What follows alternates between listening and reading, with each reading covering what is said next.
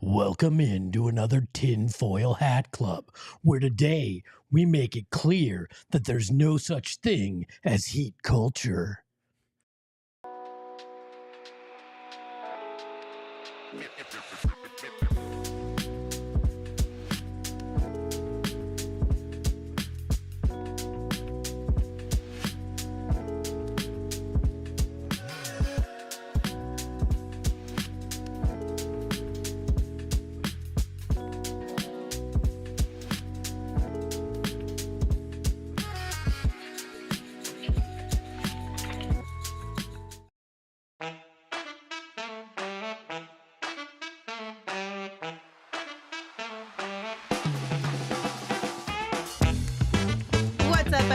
Welcome in to the PHNX Suns pregame show, brought to you by Gila River Resorts and Casinos. You do you at Gila River Resorts and Casinos. Visit playatgila.com for more details. I'm Lindsay, that's Steven, that's Espo. Erik is with us behind the Mac tonight. How you guys doing? Hey, no shout out for Noah, who's new back there. I didn't want to put him Hi, on blast Noah. just yet. I figured we would give him at least one day to get acclimated before we just threw him. You know what I want to do? do? I want to introduce him wrong the same way that Emma introduced me wrong on my first day.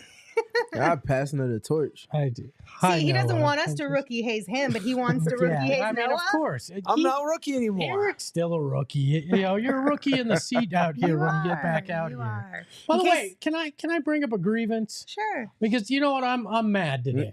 Okay. That our friend here, Steven, left me as a bucket hat boy. We're not boys when he doesn't wear the bucket hat.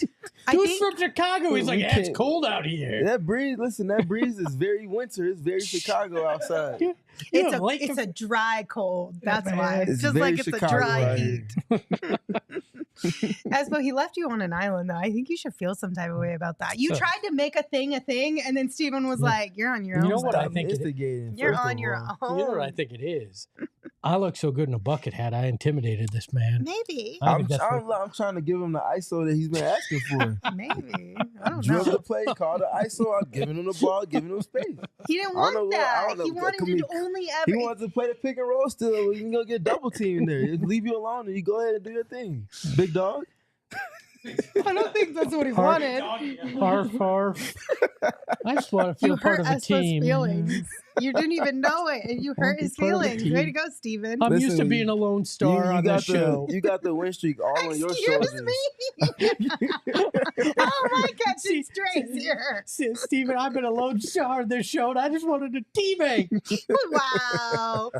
Okay. That's Anyway. crazy. Well, that Right? being Crazy. Shout out to Espo for continuing on with the win streak culture Damn. that's been established. I just caught the most wild stray of my life on this program. That's I You not think, and wild. right three there. other people, too. That's not the wildest. You got one. You got one about 2 weeks ago. That was worse. I don't remember, so don't remind me. I already blocked it out of my mind. Anyway, I was going to give Espo a shout out for wearing that outfit, but now I hate him, so I'm not going to. Hit that like button. All right, we're going to dive into a little bit of a different topic off the top. Yes, the Suns and the Heat will face off in tonight's game. Before we dive into the nitty-gritty of that game, Jusuf Nurkic was actually asked pregame about the Joel Embiid situation and just decided to share some broader thoughts on the relationship between media and players. And I think we can have a larger conversation about it. But let's hear from him first. I mean, unfortunate thing, it's whole world like that. I feel like negativity is much better than positivity. You can change the world today, and probably will be 1 hour thing. And then somebody gonna do a bad thing, and then we'll talk for like a month. So to your question, I feel like it's unnecessary, but also it's a clickbait, right? You have people out there on social media or TVs who are getting a lot of money to talking shit about other people, which is crazy to me. Like, sorry for my language, but I feel like it's just inappropriate. Like, it's okay to critics. I think that's their job, and you should critic me or whoever if we don't perform, if we do something wrong. But also I think the standards should be the same. if somebody do the wrong thing by media or by whoever, should be held accountable too. So not involved too deep in the issues with Embiid, but family stuff is never easy, and it's mostly emotional sometimes. And if people want to bring basketball across the line to the family, that's wrong. And not saying that Embiid did it right. He shouldn't do that either, but I understand why he said that and why probably he did that. But he got his penalties, so I wonder what penalties people get out of involved with that. So, I think it's always two ways. It's never one way. Regardless, it's never black and white. You never play bad as you think or great as you think. So it's two ways. So, I mean, he brings up a good point, though. Like, it is kind of a weird dynamic there between the way that some media talk about players, and it just kind of creates this weird environment. Are we approaching a line that needs to be drawn in the sand as far as clickbait and sensationalizing sports media? I'll take this even a step further, and I'm sure Espo can attest to it. Having been boots on ground for a large part of your life as well, the way that some people cover teams, not even just talk about players, but the way people in this media space to have the privilege, and I think people forget that it's truly a privilege to be having such direct access on volume with these players and be able to build these relationships, is being taken for granted. And that's why we see things like the instance that we saw last week, things that happened ad nauseum this past WNBA season. It's ridiculous. It's out of hand, and it's unfortunate because not everybody does it that way, but there's such a large growing portion that do. The ones that don't get kind of intertwined and mixed with it. I think it's a difficult balance, right? And I'll pull back the curtain a little bit. Earlier in the summer, I made a crack about how Nasir Little's contract is kind of like that thing you see on Facebook Marketplace that somebody's way overpriced, and that's why you couldn't trade him. And I kind of in the show knew I felt, I may have crossed the line. Well, I actually had Nasir Little DM me and say man to man, that hurt. And that, he was just a person out there trying to do his job. And, I apologized to him and said, look, man, I totally understand. And I was in the wrong. And, sometimes that's bound to happen when you have to talk as often as we do and as a lot of these media people do. But I think the thing is, don't cross that extremely personal line. Mm-hmm. Bring up family, bringing up, something that's a serious health scare. There's lines that you just can't cross. Like the creepy situation in Indy, with the columnist talking to Caitlin Clark. Like there's just lines you cannot cross. And when you cross that Rubicon, you're not coming back from it. And I think that's what has to be kept in mind. And if you do say something that may kind of be, close to that line, you apologize for it. Don't defend yourself. Like I said that straight to Nasir. I was wrong and I'm sorry, because you are somebody that's just trying to do your job. And I wish you nothing but the best. I truly do, as a father too. And I'm sorry. And that's okay to admit you're wrong. And I think that's a big problem here too, right? People can't admit they're wrong. They dig into a stance and then I'm going to die on this hill proverbially because I've said it. And that mentality's got to change in this business too, because we are all flawed. We will make mistakes. But if you double down on that mistake, that's where the problem is. And I think a lot of people have that issue. And I think it's one thing too, it's tough because, you want to be fun and joke about it, joke about players sometimes in the same way that we poke fun at each other on the show, you know what I mean? But we also then turn around and hold players to a higher standard when they clap back than we do the media who maybe started the situation in the first place, whether in a playful way or a not so playful way, you know what I mean? And it's just kind of like, okay, maybe we all needs to sort of take a step back. And that doesn't mean you can't criticize the player's performance. There's just, again, a line. And I think Nurk probably is feeling that. We know KD has felt it this season with the comments about his leadership or quote unquote lack thereof. I don't know. Just interesting topic that stemmed from shoot around this morning. And I do kind of agree with Nurk, though. Like, I get why he was like, I don't know why you're really asking me this question, but I think it's just because it's a broader conversation now because it became such a huge thing. I think that's also a little clickbaity It could to be, ask yeah. him about Joel Embiid and his personal situation as well. I mean, what are you hoping the guy's going to say something where he takes the reporters? I don't know. I don't know. That's the peripherals. I know we all get kind of caught up in talking about those, and storylines like that are fun sometimes. Not this particular one, but some are fun We to do discuss. love the drama. But, yeah. So. All right. We'll put a pin in that one, but just wanted to share it because I think Nurk answered the question really well. We'll dive into now Suns versus Heat. We've got Bud versus Spoelstra. We've got Nurk versus Adebayo. This is going to be a fun game. Obviously, the Suns are 6-1 on the season now. They're looking to keep things going. I'm not going to call it a you-know-what just in case. But we've got the Miami Heat in town. How are you guys feeling about this one? Good, bad, unsure? I'm always fired up when the ball is getting tipped off, but especially when you get a team with a culture and a head coach in particular that's always over-prepared, and so are his players. You have to show up when Miami plays, whether it's the second night of a back-to-back for them, whether they're on the road, 3 games in 4 nights. You have to show up, and they're oftentimes going to identify a weakness that you may not have known or maybe expose it further than other teams could before. Yeah, I mean, second bobas are usually difficult for a team, but you bring up culture, and a team like this that comes in prepared every night, I don't think falls to the pitfalls of playing 2 games in 2 evenings. You've got to come, with your mindset correct if you're the Suns tonight.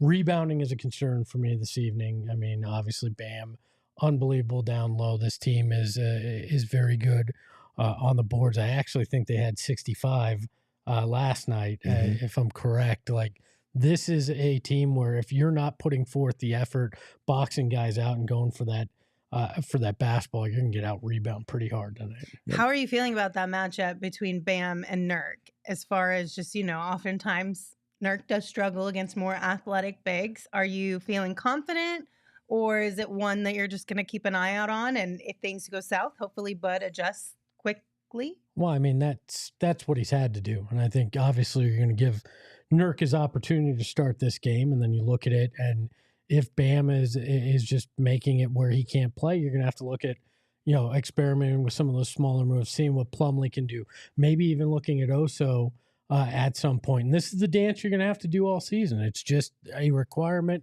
when you have Nurk, who's got bad matchups. What you have to really pay attention to as well is he turning over the ball? Because if he's turning over the ball and he's giving up an advantage on the defensive end, you got to move on from Nurk quick. And what I'll say to that point, talk about Erik Spoelstra and being over-prepared, especially compared to the rest of his competition. Let's just put it, truthfully. Bam Adebayo might not even be guarding Jusuf Nurkic this game. Like, I know we saw it a little bit with the Lakers and JJ Redick having Anthony Davis be more of a roamer than he was attached to a particular matchup. Bam Adebayo might be guarding Kevin Durant one possession. He might be guarding Bradley Beal one possession. He might be guarding Devin Booker. He might not really be guarding Nurkic at all. And it's probably going to be built into their system to where they're helping off of somebody, not going to help off of Tyus or the other 3 names that we mentioned. Nurkic just falls in the pecking order in that manner, and he has to take on that responsibility and make them pay for it and not put it at the detriment of his team. So that's going to be a lot of the chess going forward in this game. And this is exactly why I love watching the Suns go up against the Heat. I can think back to a game in 2022, Devin Booker coming off of having struggles with double teams in the playoffs, comes out against Miami. Erik Spoelstra, true to form, double team after double team after double team. And that felt like a point of growth for Devin Booker, where he really started showcasing his ability to accept those double teams, make the passes needed to off of it, and the Suns really started to hit a stride after that game. Well, you bring up Spoelstra and just his coaching style, and of course the Heat culture. A lot of it is credited to him. Here's what Coach Bud had to say pregame about going up against Spoelstra. Yeah, I feel like it's 1,053 times. So, I mean, Spo is just, I mean, I know everybody knows he's one of the best, if not the best coaches in our league. it's a challenge going against him every night. There's just the ultimate respect for Spo, his players, the whole program. And so, you know, I for what he's done to be in one place, to start and work his way up and be the head coach now for however many years it's been, just ton of credit, ton of respect. You know, and it's fun. We like competition. I know he loves it. We love it. You know, I'm glad to be out in the West and maybe only see Spo twice. So I also found it interesting. Erik Spoelstra, before the game, was talking with the media, and he brought up the fact that he joined the Heat as a video coordinator the year after Bud joined the Spurs as a video coordinator, and they kind of built a relationship because Spoelstra would call Coach Bud to try to get some insight on how to be the best kind of video coordinator, because they both worked for very difficult head coaches, and Spoelstra had never actually done anything like this. And apparently, you know, they were on the phone a couple times a week and kind of built that relationship. So a great deal of respect between these two guys in their 53rd matchup. I love the awareness of Erik Spoelstra. I'm in a very tough situation. Let me not thug it out. Let me go call someone that I can clearly see across the pond is in the same situation that I'm in, and, you know, kind of learn from there. That's a dope kind of behind the scenes story that we all, you know, were able to kind of listen to today. Yeah, I don't think everybody realizes how much of a fraternity it is in basketball too. Like these guys know each other, they know each other well, and I think there's a lot of that it's, you know, you're obviously not asking your direct opponent, hey, can you give me insight on what you're doing, but the little things like that, these guys help each other. Absolutely. And 53 games. It's nuts. I mean, that's not that's an impressive number. These two know each other probably like the back of their hand, right? Yeah, that's like just from how far the back their relationship goes, and then the amount of times they've battled against each other. So I'm sure they take this one a little bit more like that friendly, fun competition where you step it up a notch because you want a little bit of more bragging rights. That's probably this for them. I say this with all due respect to Coach Bud, but when I heard that they came to the league 1 year apart, they look like they're 15 years apart. And, you know, that might just be because Erik Spoelstra is getting that great Miami sun, and poor Bud has been in San Antonio, Atlanta, and Milwaukee. So, you know, that it might age you a little bit. Just a little bit. I mean, Atlanta's not bad, but Milwaukee, San Antonio, I'd rather pick some other places.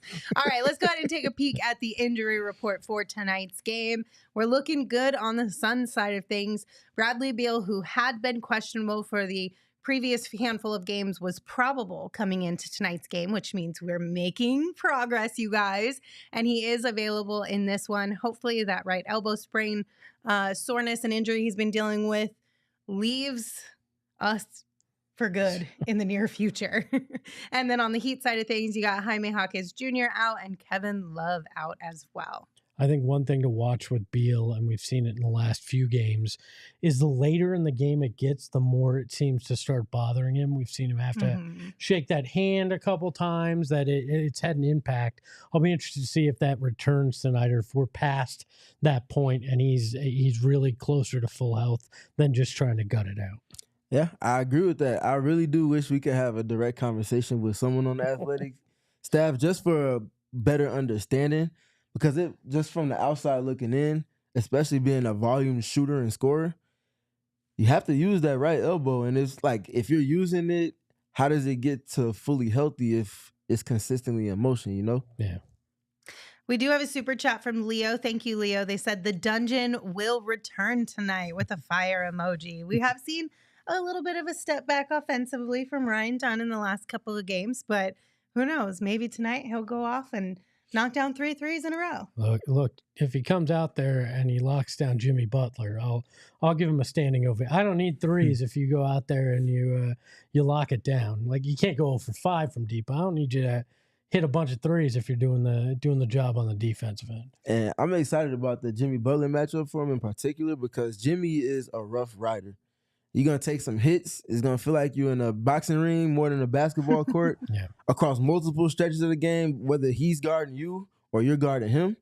And it's going to be a nice little test for him in terms of physicality compared to the matchups that we've seen he's had over these first handful of games. I think speaking of defense too, this could be a nice little test for the Suns as well. Not that we haven't seen solid defenses so far this season, but with the Miami Heat, their defense in the paint, their perimeter defense, neither one of them, they're not scrubs in any area. Is this a game where the Suns could maybe rely a little bit on that mid-range game that they know and love so well?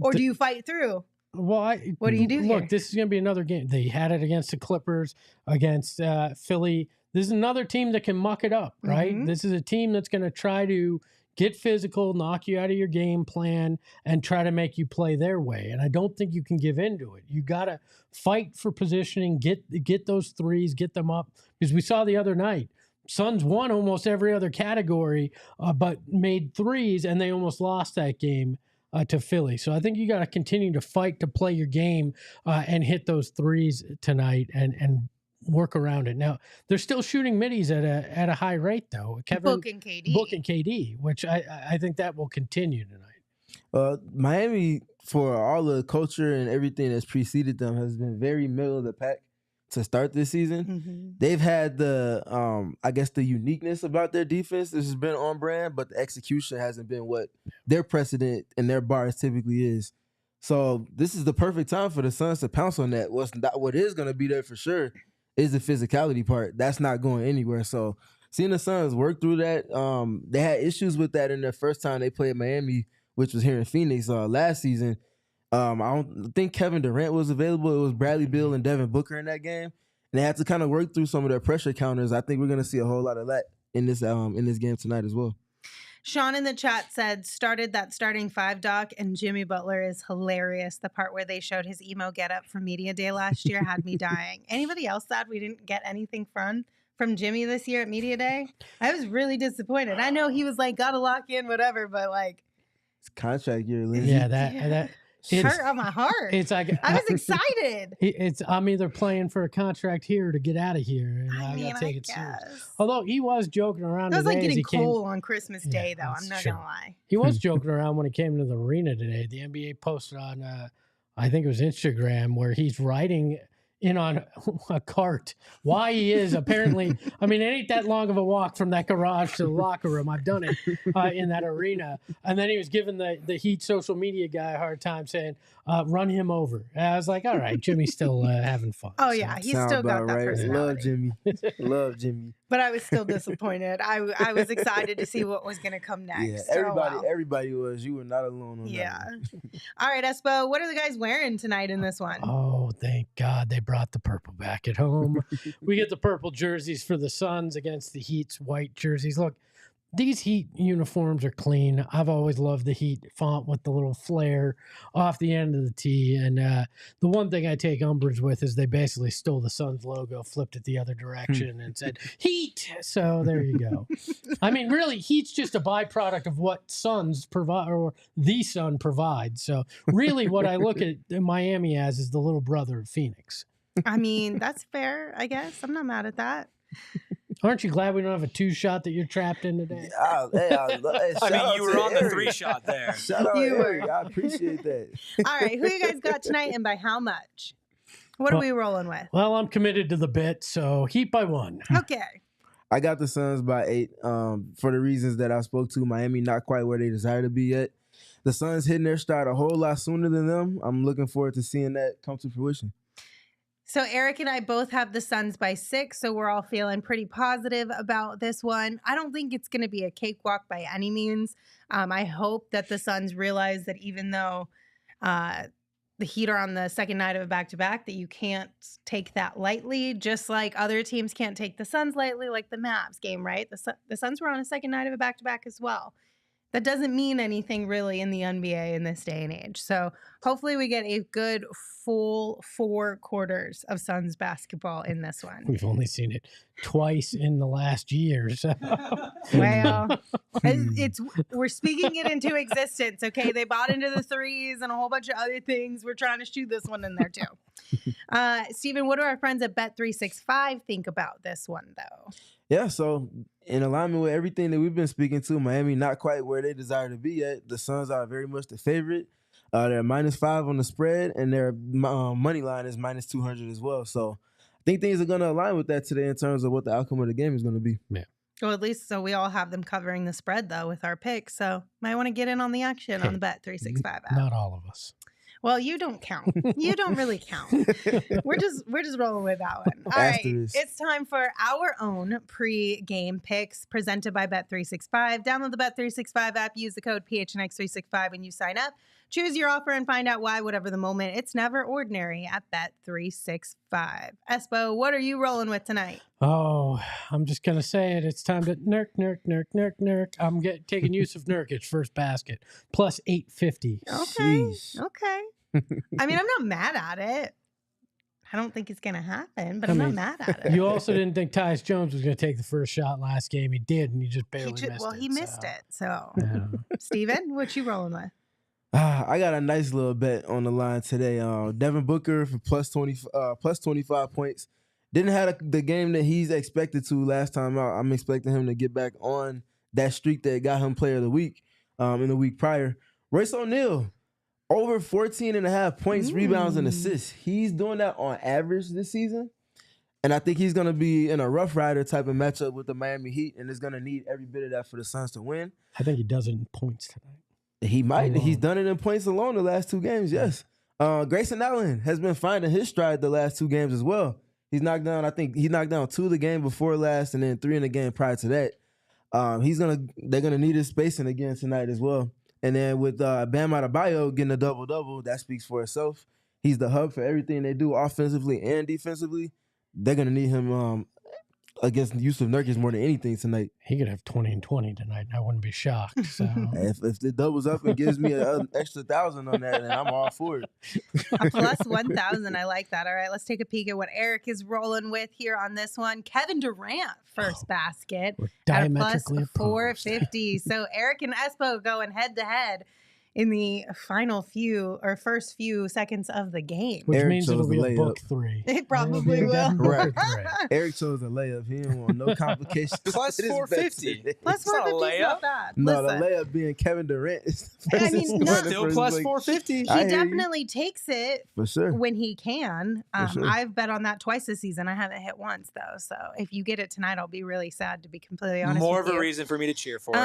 I am rolling with a super conservative bet tonight. Oh, now we're going minus? I just need a win. Do you want 15 cents? Kevin Durant, it's $8 and like 67 cents. Thank you very much. But I just need KD. It took the over 23.5 points. It's a minus 115. Yes, I win $8. Yes, but again, I just need to see the ball go through the hoop. You know what I just need a W. What I need is when you have this kind of bet, you know those red stamp graphics, it just goes boom and it says Smith and it goes Smith boom. You should because it's a Smith. It's totally a total Smith. Listen, I thought for sure in my last bet at a plus 135 that KD and Book would just hit some threes. I thought that was a shoo-in. And then Book was like, ha, big old fat goose egg. Whatever. Anyway, what do the standings look like, though? Because that's really what this is all about. Espo's still in the lead with $60. I am in second, only $13.50 to my name. Erik is in third, minus $49.50. Steven, you are rounding us out, minus $51.67. This looking tough for you boys. You get some dubs. Everybody's hitting one bet. Mind your business. It ain't looking great for you either. At least I'm in the green. All you have to do is read it. You didn't have to add the 2 cents. I did too. Always got to add the 2 cents, especially when you guys are in the red. Don't worry. When I inevitably end up in the red, you can dish it back out. Oh, it was coming anyway. It'll be Friday. Don't worry. If you guys want to get in on the action, join us by downloading the Bet365 app and using that code PHNX365 when you sign up. Disclaimer, you must be 21 or older and physically located in Arizona. If you or someone you know has a gambling problem and wants help, call 1-800-NEXT-STEP or text NEXT STEP to 53342 or visit problemgambling.az.gov. All right. Any final thoughts before we go watch this game? Did we Photoshop that hat on you in that graphic? No, or is that's that a my real hat. Deal? Okay. Just like my beanies. Right. Like a big hat and a big beanie. Go big or go home, right? Yeah. Isn't that the saying? I think it's time for us to go home. Or at least go over to the chairs and watch. So. All I got is watch out for Miami's zone defense. We talked about them being unique defensively. Erik Spoelstra, no stranger to multiple types of zone defenses. Watch out for the Suns having to figure out how to counterpunch those things in real time. And then the last thing, their version of the Splash Bros, Duncan Robinson, Tyler Hero, very prolific as shooters off a high volume of movement. The Suns have to be on par with their switching today. Terry Rozier's been real good from deep, too. Yes, absolutely. My last one is going to be the comment from Miguel. They said Lindsay with the beanie when it's 100+ degrees outside, but not when it's chilly is an interesting choice. That's because I washed my hair today, Miguel. But don't worry, it'll be back on Friday. All right, we'll see you guys in the post-game show. Bye. We all silly like the mayor.